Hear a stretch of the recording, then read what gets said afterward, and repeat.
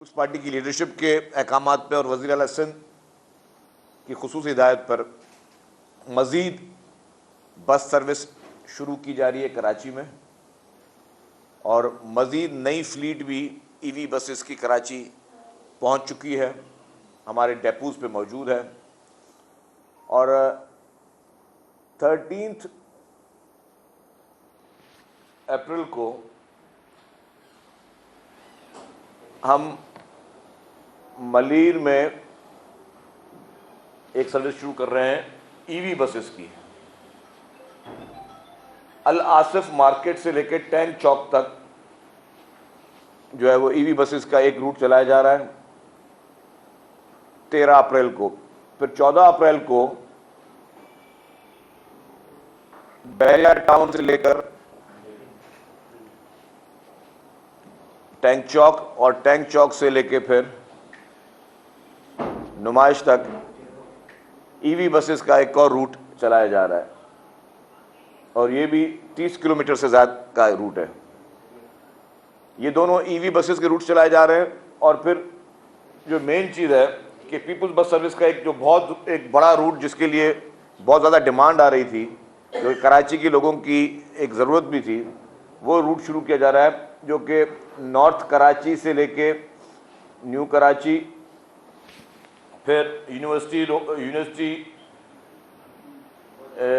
Road, और फिर अल Asif square, Ayesha Manzil, federal B area, Liaquatabad number 10, Lalu Khet, Guru Mandir, Empress market, Sindh high court, और फिर आई चुंदरीगियर रोड से लेकर टावर से डॉक यार्ड में ख़त्म होगा। ये भी 31.5 किलोमीटर का रूट है।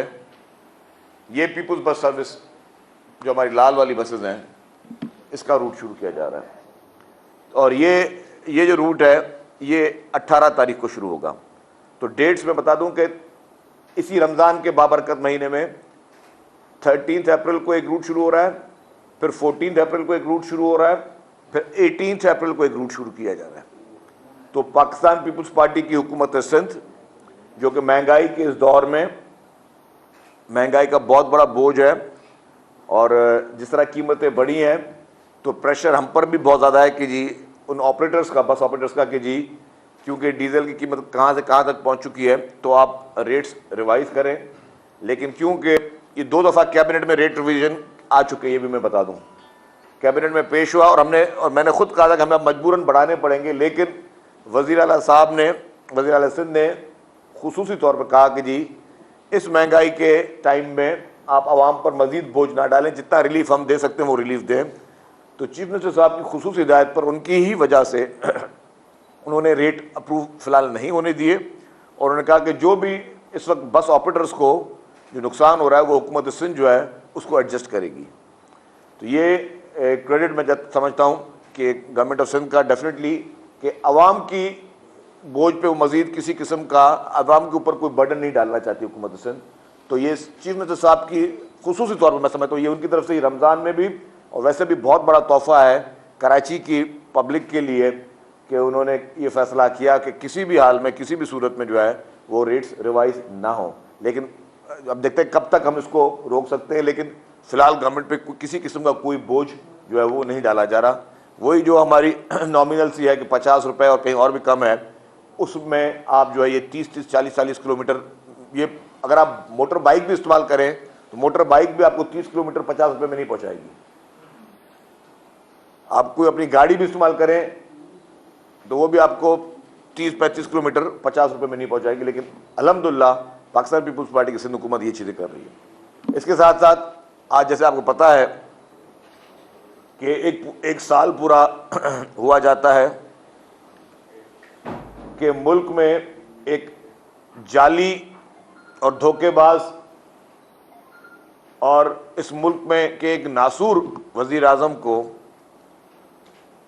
कानूनी तौर पर कॉन्स्टिट्यूशन के दायरे में रहते हुए, आईने पाकिस्तान के रास्ते पे चलते हुए उसको वोट ऑफ नो कॉन्फिडेंस के ज़रिए निकाला गया। ऑलमोस्ट साल हो गया है मैं समझता हूं ये मुल्क का वाहिद वजीर आजम था जिसको ऑपोजिशन पार्टीज ने और पार्लियामेंट ने खास तौर पर प्योरली पार्लियामेंट की रिवायतों पर चलते हुए उसको घर भेजा। इससे पहले जो भी वजीर आजम निकले वो किसी ना किसी साजिश के जरिए निकले सॉरी, लेकिन ये वाहिद वजीर आजम है जिसको पार्लियामेंट ने आइन के दायरे में रहते हुए निकाला।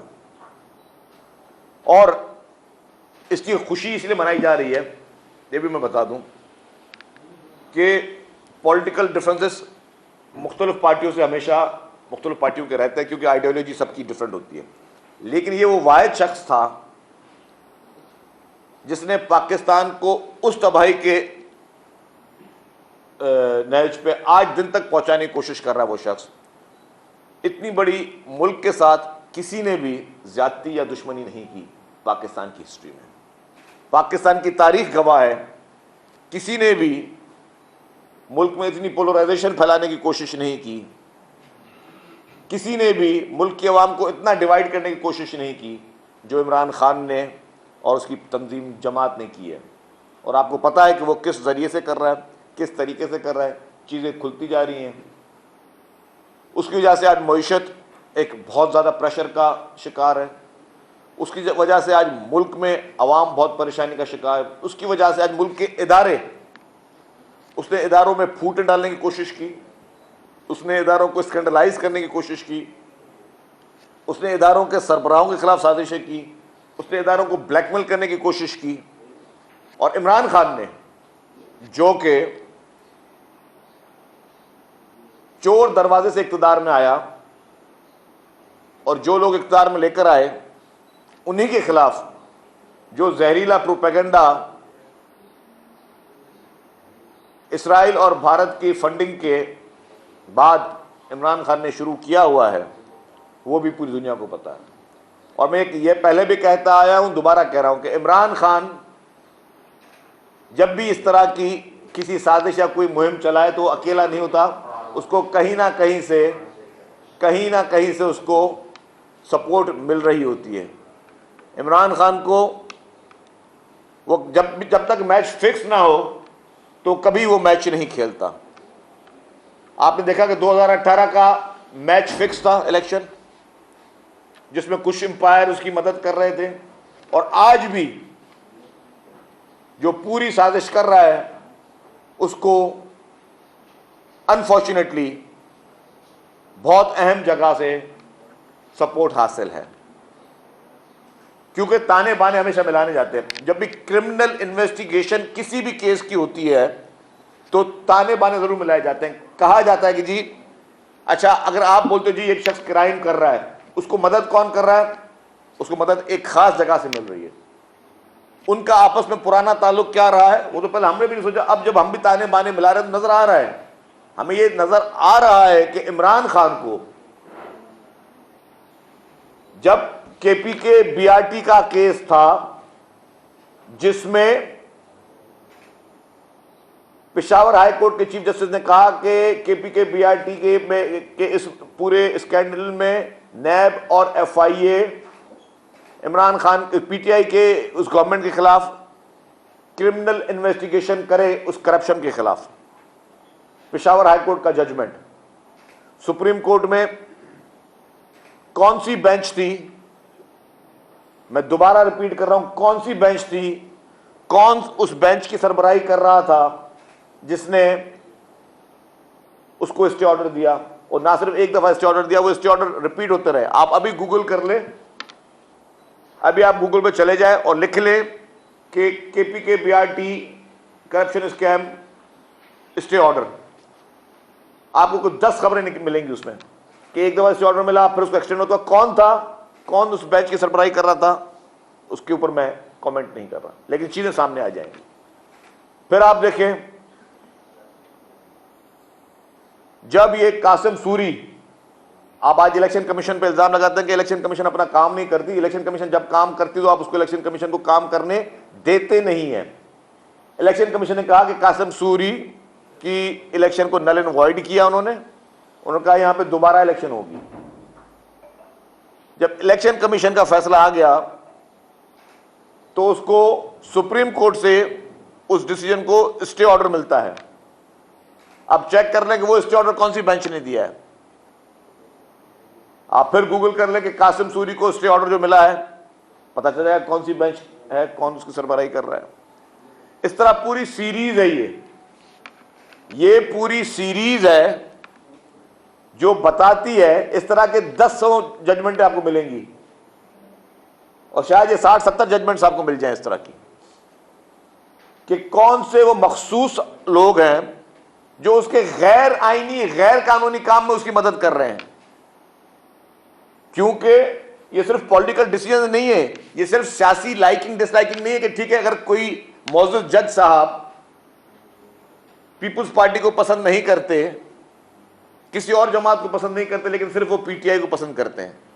आप पसंद कर सकते हैं, हो सकता है आपके पास कोई प्रेशर हो, कोई आपके घर पे कोई प्रेशर हो, किसी और किस्म का प्रेशर हो कि आप चाहते हो कि नहीं जी आपको इमरान खान साहब को वोट करना है, हो सकता है किसी के भी घर पे ही हो सकता है। लेकिन क्या उसमें उस पसंद और नापसंद के जोर पर आप किसकी करप्शन छुपाने में उसके साथ आप मददगार या सहूलतकार साबित हो सकते हैं? क्योंकि ये ओपन एंड शट केस था, ये सियासी केस नहीं था, ये सियासी मुकदमा नहीं था। केपी के बीआरटी पूरी पीटीआई को एक्सपोज करने के लिए काफी है। और उसकी जो फाइंडिंग्स थी, चीफ मिनिस्टर इंस्पेक्शन टीम जो कि खैबर पख्तूनख्वा की चीफ मिनिस्टर के अंडर काम करती थी, उसने कहा कि 7 अरब रुपए के तो सिर्फ किकबैक्स लिए हैं परवेज खटक और पूरी उसकी काबीना ने, 7 अरब रुपए के किकबैक्स। और पेशावर हाईकोर्ट कहती है कि इसकी इन्वेस्टिगेशन करो। पेशावर हाईकोर्ट ने यह नहीं कहा कि परवेज खटक को अरेस्ट करो या इमरान खान को अरेस्ट करो। पेशावर हाईकोर्ट ने कहा कि इसकी क्रिमिनल इन्वेस्टिगेशन करो और नैब और एफआईआर दोनों को कहा। तो किस बिना पर मैं सवाल पूछता हूं कि सुप्रीम कोर्ट ने कहा कि नहीं करो, उसको इन्वेस्टिगेट नहीं करो, इसकी कोई जस्टिफिकेशन है कि आपने एक दफा स्टे ऑर्डर दिया, दूसरी दफा दिया, आपने एक्सटेंड कर दिया स्टे ऑर्डर, क्यों? पाकिस्तान की हिस्ट्री में मैं कहता हूं कोई एक पॉलिटिकल पार्टी ऐसी दिखा दे हमें जिसने किसी भी मुकदमे में उसने कहा कि जी हमें स्टे ऑर्डर दिया जाए, हमारे खिलाफ इन्वेस्टिगेशन ना की जाए। मैं तो कहता हूं हर कोई कहे कि जी मेरी इन्वेस्टिगेशन करो, और ताकि दुनिया के सामने कोई कालक वो साफ हो जाए कि जी मैं गुनहगार हूं या मैं कसूरवार हूं या नहीं हूं। लेकिन वाहिद जमात थी इमरान खान की जिसने कहा जी हमारे खिलाफ क्रिमिनल इन्वेस्टिगेशन नहीं करो, और ये वाहिद जमात थी जो कि फॉरेन फंडिंग केस में भी इन्होंने स्टे ऑर्डर लिए कि हमारे खिलाफ किसी किस्म की कोई क्रिमिनल इन्वेस्टिगेशन ना की जाए। इसको डिले करते रहे, 6 साल तक डिले करते रहे। क्यों? क्योंकि दिल में चोर था, क्योंकि बेईमानी थी, क्योंकि धोखेबाजी थी, क्योंकि अवाम को बेवकूफ बनाते हुए आ रहे थे, क्योंकि अवाम के पैसों पर ये लोग अयाशिया करते हुए आ रहे थे। और इनका पूरा खानदान इमरान खान का इस अवाम के पैसों पर अयाशिया करते हुए आता है।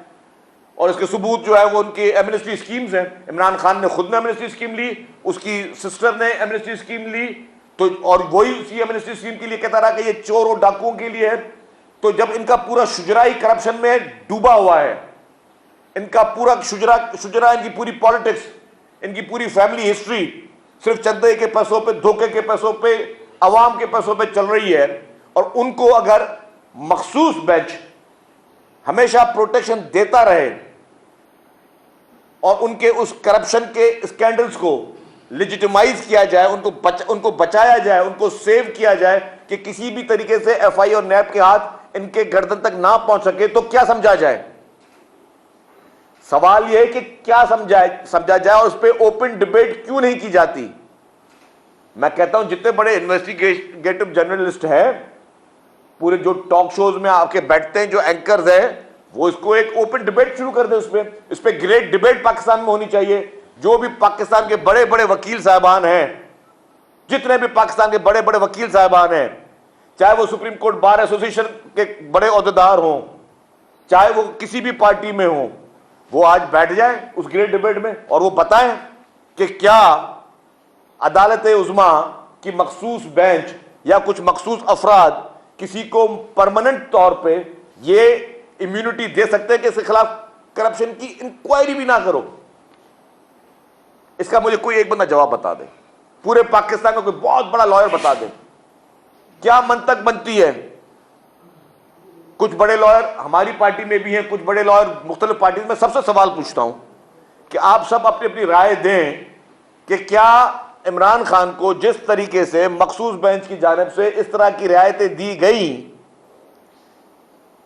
या मखसूस लोगों की तरफ से उसको सादिक अमीन के जाली सर्टिफिकेट दिए गए, क्या ये आइन और कानून के मुताबिक दिए गए या इखलाक के मुताबिक दिए गए? क्या इखलाकी मदे या कानूनी मदे ये कहती है कि जी किसी के खिलाफ इन्वेस्टिगेशन ना की जाए, और ना करने का जवाब क्या है? क्या किसी को पर्सनली लाइक या डिसलाइक करने के कंडीशन पे आप किसी को इतनी बड़ी रियायत दे सकते हो? ये एक सवाल निशान है, और मैं कहता हूं इस पर ग्रेट डिबेट हो इस पे, ताकि नौजवान नस्ल को पता चले कि कौन सही है कौन गलत है। सिर्फ सोशल मीडिया पे ट्रेंड्स बनाने पे, मुखालफों को गालियां देने पे, मुखालफों को निशाना बनाने पे अगर आप परसेप्शन क्रिएट करना चाहते हैं तो ये नहीं चलेगा इस मुल्क में। इस मुल्क में चलेगा, अब हकीकतें चलेंगी, अब हकायक चलेंगे, अब दलीलें चलेंगी, अब दलाइल चलेंगे। ये नहीं हो सकता कि आप सिर्फ किसी को गाली देकर किसी को गलत साबित कर सको, या प्रोपेगेंडा के जरिए, जाली प्रोपेगेंडा के जरिए। आज अगर 10 आदमी है तो 10 आदमी किसी की ट्रोलिंग करके किसी के खिलाफ गलत बात करके बोले कि हम ठीक है। नहीं, अब अगर फैसले होंगे तो वो दलाइल के साथ होने चाहिए, वो हकायक के साथ होने चाहिए, और ये सवाल पूछा जाए, जरूर पूछा जाए कि किस बिना पे आपने उसको इस तरह की इम्यूनिटी दी। कासिम सूरी को इलेक्शन कमीशन ने पूरे प्रोसीजर को कंप्लीट किया, और वो इलेक्शन कमीशन इमरान खान के दौर का मौजूद था। इलेक्शन कमीशन वो वही इलेक्शन कमीशन था जिसने इमरान खान के दौर को जाली तरीके से, उसमें वो भी मददगार साबित था उस दौर में। उसने कहा कि कासिम सूरी को डिस्क्वालीफाई किया जाए, और डिस्क्वालीफाई किया उन्होंने कहा कि यहां पर नए इलेक्शन होंगे। उस मखसूस बेंच ने उसको स्टे ऑर्डर दिया। मतलब इसके कोई जवाब बनता है कि आप किसी इदारे को काम कराना तो आप इतना इमरान खान के इश्क में आप अंधे हो जाओ, आप इमरान खान की मोहब्बत में इतने अंधे हो जाओ कि आप तमाम कवानीन को नरम कर दो, उसके लिए हर चीज उसके लिए आप जो है वो उसके लिए आसान कर दो। और आज भी क्या कोशिश की जा रही है? पाकिस्तान पीपुल्स पार्टी इलेक्शन की कोई भी डेट हो उसके लिए तैयार है। पाकिस्तान पीपुल्स पार्टी ने पंजाब में इलेक्शन के लिए अपने बोर्ड तश्कील दिए, और बोर्ड ने अपनी मीटिंग की, उन्होंने अपने फैसले रिजर्व किए, सब चीजें पीपुल्स पार्टी की तरफ से तैयारी मुकम्मल है। इलेक्शन से पाकिस्तान पीपुल्स पार्टी नहीं भाग रही है। जो चीज एक सवालिया निशान है वो क्लियर ये है, जो तरीकेकार इख्तियार किया जा रहा है गैर आईनी तरीके से, गैर कानूनी तरीके से, जिस तरीके से अक्सरियती राय और बेंचेस को अकलियत में तब्दील करने की कोशिश की जा रही है, या ये कोशिश की जा रही है कि जिसके हाथ में लाठी है वो अपनी ताकत दिखाएगा। पाकिस्तान पीपुल्स पार्टी इदारों से टकराव नहीं चाहती, और ना कभी पाकिस्तान पीपुल्स पार्टी ने इदारों से टकराव किया है। आज भी जो हम बात कर रहे थे कि शहीद जुल्फ़िकार अली भुट्टो साहब के केस के लिए पीपुल्स पार्टी तो कहती आई हुई है, कहती रही है। आज भी चीफ जस्टिस बंदयाल साहब डे टू डे हेयरिंग करें। बाकी मुकदमात में तो आप कहते हैं जी 3 महीने में फैसला सुनाया जाए, 2 महीने में फैसला सुनाया जाए, 1 महीने में फैसला सुनाया जाए। आप डायरेक्शंस देती है सुप्रीम कोर्ट मुकदमात में, तो क्यों नहीं शहीद जुल्फ़िकार अली भुट्टो साहब के जुडिशियल मर्डर के उस केस में जिसमें रेफरेंस आया हुआ है उसमें आप टाइम देते कि 1 माह में केस सुनाया जाए? क्यों नहीं शहीद मोहतरमा बेनज़ीर भुट्टो साहिबा का केस जो कि पिंडी हाई कोर्ट में, उसके लिए आप ये डायरेक्शन देते हैं कि 1 महीने में इसको सुनाया जाए इस केस का फैसला? क्योंकि वो आपकी प्रायोरिटी नहीं है, आपकी प्रायोरिटी सिर्फ एक है, वो इमरान खान प्रायोरिटी है आपकी। आप लोग समझते हो बस किसी भी तरीके से, आप उसके मकासद क्या है, पीछे थ्योरी क्या है, वो मुझे नहीं पता, और इस थ्योरी के पीछे कौन है, हमारा मुल्क है गैर मुल्क है, खुदा न खासा, वो मुझे नहीं पता। लेकिन एक घिनौनी साजिश जरूर है इस मुल्क के खिलाफ, इस कौम के खिलाफ, और उस शख्स को इस वक्त अनफॉर्चुनेटली रास्ता देने की कोशिश की जा रही है जिससे इस मुल्क को की तारीख में मुल्क को कभी तक डिवाइड नहीं हुआ, जो उसने डिवाइड करने की कोशिश की है, जो इसने इस मुल्क के लोगों के साथ जाती करने की कोशिश की है। वज़ीर इत्तलात सिंध शर्जील इल्लाह मेमन जो कि इस वक्त न्यूज़ कॉन्फ्रेंस कर रहे हैं, उन्होंने कहा कि इमरान खान चोर दरवाजे से इख्तिदार में आया। इमरान खान पहला वज़ीर आज़म था जिसको आईनी तरीके से घर भेजा गया।